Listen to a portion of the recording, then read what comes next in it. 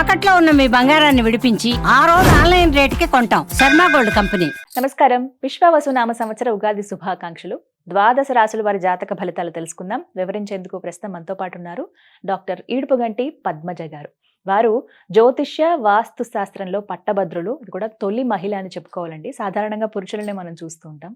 పంచాంగకర్త, అలాగే జ్యోతిష్యంలో పిహెచ్డి చేసి gold medal సాధించారు ఆవిడ. ఇంకా చెప్పాలంటే యూనివర్సిటీ టాపర్ కూడా. వారు ఎంతో చక్కగా పంచాంగ శ్రవణం వివరిస్తారండి. దాంతో పాటుగా రాసులు వారు ఏ విధంగా పరిహారాల్ని పాటించి వాళ్ళు ఉన్న స్థితి నుంచి ఉన్నత స్థితికి చేరుకోగలరో కూడా చెబుతూ ఉంటారు చిన్న చిన్న మంత్రాల ద్వారా. మరి ఇవాళ కార్యక్రమంలో వారి మాటల్లో విని తెలుసుకుందామా?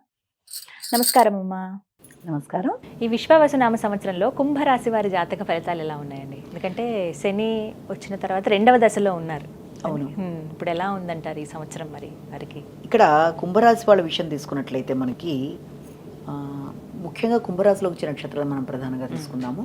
కుంభరాశిలోకి వచ్చే నక్షత్రాల్లో మనకి ధనిష్ట, శతభిషం, పూర్వభద్ర ఈ 3 నక్షత్రాలు ఇందులోకి వస్తాయి. సో పూర్వభద్ర 1, 2, 3 పాదాలు కూడా ఇందులోకి వస్తాయి. కాబట్టి ఈ కుంభరాశి వాళ్ళకి ఇక్కడ ఆదాయం, వ్యయం, రాజపూజ్య అవమానాల్లో 8, 14, 7, 5. సో వీళ్ళకి కుంభరాశి వాళ్ళకి మామూలుగానే ఏలినాటి శని లాస్ట్ ఫేజ్లోకి వచ్చేసింది వీళ్ళకి. మొట్టమొదటిగా ఒకటి ఈ గురుగ్రహ ప్రభావం వల్ల వీళ్ళకి ముందుగా ఈ గృహ వాహన విషయాలలో ఎక్కువ ఎలాగైనా సరే ఫోకస్ చేసి సంపాదించడానికి ఎక్కువ ఆలోచన అనేది చేస్తారు. దానికి సంబంధించి ముందుకెళ్ళడానికి అన్ని విధాల గట్టి ప్రయత్నాలు కూడా చేస్తారు మొట్టమొదట. ఆ విషయంలో వీళ్ళు చేస్తున్న ఆ ప్రయత్నాల వల్ల వీళ్ళకి ఏంటంటే ఆర్థికంగా చాలా ఎక్కువ ఖర్చులు అనేవి ఎదురవుతాయి. ఆకస్మికంగా ఆ ఖర్చులు, దాంతోపాటుగా ముఖ్యంగా వృత్తికి సంబంధించిన విషయాలు అనుకూలంగానే ఉంటాయి, ముఖ్యంగా గురుగ్రహ ప్రభావం వల్ల. కానీ ఎప్పుడైతే గురుగ్రహ రాశి మార్పు జరుగుతుందో ఆ సమయంలో వీళ్ళ ఆలోచనలు ఫలిస్తాయి. చేద్దాం అనుకుంటున్న విషయాల్లో ముఖ్యంగా ఆలోచనలు కూడా దేనికి సంబంధించిన విషయాలు, లాభానికి సంబంధించిన ఆలోచనలు, కుటుంబానికి సంబంధించిన ఆలోచనలు, అంటే రన్నింగ్ అమౌంట్ సంబంధించిన విషయాల్లో వీళ్ళు చేసే ప్రయత్నాల వల్ల ఇతరులతో కొంత ఘర్షణ అనేది ఏర్పడ్డా వీళ్ళ ఎక్కువ ఫోకస్ దాని మీదే పెట్టుకొని చాలా జాగ్రత్తగా ముందుకు వెళ్ళడానికి వాళ్ళు పావులు కలుపుతూ ముందుకు వెళ్ళడానికి ప్రయత్నాలు చేస్తారు. ఆ విషయంలో వీళ్ళు సంతృప్తి అనేది కొంతవరకు తక్కువగా ఉంటుంది. అంటే ఇంకా బాగా చేయొచ్చు, నేను ఇంకా ఇలా చేస్తుంటే బాగుండేది అనుకుని వచ్చిన లాభాల విషయంలో కూడా ఇది కాదు ఇంకా బాగా రావాలని ఎక్కువ దానికోసం ఆలోచనలు, శ్రమ అనేది చాలా ఎక్కువ చేసుకుంటూ ముందుకు పెడతారు. దానివల్ల గౌరవం అనేది కొంత తగ్గే అవకాశం ఉంది, అంతే కదా. కాబట్టి ఆ విషయంలో జాగ్రత్తలు అయితే తీసుకోవాలి. రెండోది, ఎప్పుడైతే ఏలినాటి శని లాస్ట్ ఫేజ్లోకి వీళ్ళు వచ్చేసారో వచ్చిన దానివల్ల ఏంటంటే ఎంత మన లాభాల కోసం ప్రయత్నం చేసినా అంతకంత ఖర్చులు లాంటివో, కుటుంబ వ్యక్తులతో ఘర్షణాత్మకమైన వాతావరణం ఉండడము, మాటలు పొసక్కపోవడము ఇలాంటివి ఉన్నా కూడా వీళ్ళు గృహ వాహనాల యొక్క నిర్మాణంలో తగ్గరు. ఖచ్చితంగా ఎలాగైనా సరే చెయ్యాలని చెప్పి పంతంతో దానికోసం ఎక్కువ ఆలోచన చేస్తారు.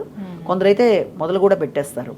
అలాగే దాంతోపాటుగా ఇంకా ఏంటంటే ఖర్చులు అవుతాయి, చాలా అవుతాయి, కానీ అవన్నీ మంచిగానే అవుతాయి. అంటే దానికి ఒక లెక్క అనేది ఏర్పరచుకుంటారు. అనవసరమైన ఖర్చుల్లా కాదవి. గృహ నిర్మాణానికో దేనికో తీసుకునో మంచిగానే పెట్టుబడులు లాంటివి పెడతారు. కానీ లాభాల విషయంలో మాత్రం వీళ్ళకి రావాల్సినవి ఆలస్యంగా వస్తాయి. కాబట్టి ఎవరో ఎప్పుడో మనకి ఇవ్వాల్సిన లాభాలు ఇస్తారు కదా అని చెప్పి వీళ్ళు ముందు దాని మీదే దృష్టి పెట్టుకుని అది వచ్చాక మనం ఏదో చేద్దాం అనుకుంటే ఇబ్బంది పడతారు. కనుక ముందు జాగ్రత్తగా 2-3 మార్గాల్లో వాళ్ళు జాగ్రత్తలు చేసుకోవడం మంచిది. ధనం ఏదైనా ఉంటే, అంటే అవసరానికి ఖర్చు పెట్టుకోవడానికి. ఎవరి మీదో డిపెండ్ అయి ఉంటారు, వీళ్ళకి ఇవ్వాల్సిన వాళ్ళు కూడా ఉంటారు చాలా మంది. కానీ వాళ్ళు సమయానికి ఇస్తారని దాన్ని నమ్మి ఇంకో చోట వీళ్ళు ఏదైనా పెట్టడానికి ప్రయత్నం చేస్తే ఇబ్బంది పడే అవకాశం ఉందన్నది ఒకటి ఖచ్చితంగా గుర్తుపెట్టుకోవాలి.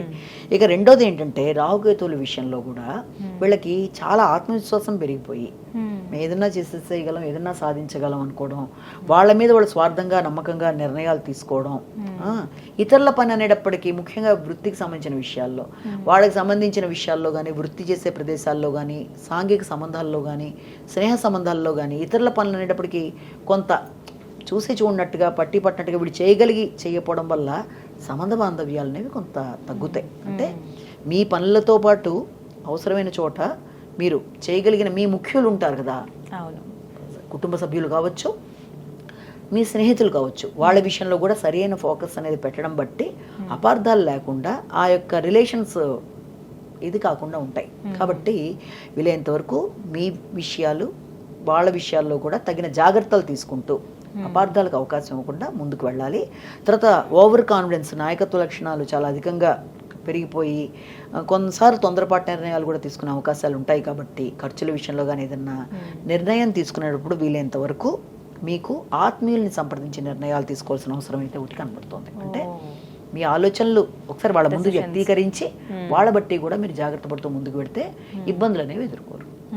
మరి ఎటువంటి పరిహారాలు చేసుకోవాలంటే వీళ్ళకి సంబంధించిన ముఖ్యమైన పరిహారాల్లో ఏంటంటే వీలైనంత వరకు ఇక్కడ రాహుకేతువులకు సంబంధించిన ఇబ్బందులే ఎక్కువ కనబడుతున్నాయి. కాబట్టి వాటికి సంబంధించి మనకి రాహుకి కేతువుకి సంబంధించిన విషయాలు, తర్వాత దాంతోపాటుగా ఇక ఏలినాటి శని యొక్క ప్రభావం కూడా ఉంది. కాబట్టి వీలైనంత వరకు ఏదైనా ప్రదేశాల్లో ఎవరన్నా వృద్ధులు ఏదైనా మనకి హాస్పిటల్లో వాళ్ళకి ఏదైనా మనం పంచడం కానీ, పళ్ళు లాంటివి తీసుకెళ్ళి వాళ్ళకి ఇవ్వడం కానీ, లేకపోతే బయట మనకి ప్లాట్ఫామ్స్ మీద వాళ్ళు ఏం లేని వాళ్ళు ఉంటారు కిచెన్లో, వాళ్ళకి ఏదైనా మన దాన ధర్మాలు లాంటివి చేయడం లాంటివి కానీ, వీలైనంత వరకు సేవ, పెద్దవాళ్ళకి, ఏజ్డ్ పీపుల్కి సేవ చేయడం ఇలాంటివి. అంటే ఇవేమీ ఖర్చుతో కూడుకున్నవి కూడా కాదు, మానసికంగా మనం చేయడానికి సహకరించే మానసిక పరిస్థితిని మనం పెంచుకోవడం, లేక బద్ధకం లేకుండా మీ పనుల మీద ఎంత మీరు ఇష్టం చూపిస్తున్నారో మీ యొక్క వృత్తికి సంబంధించిన విషయాల్లో అంతే జాగ్రత్తలు చూపిస్తూ ముందుకు వెళ్ళడం, ఇవన్నీ చేసుకుంటూ ముందుకు వెళ్ళడం బట్టి సమస్యలను అధిగమించవచ్చు.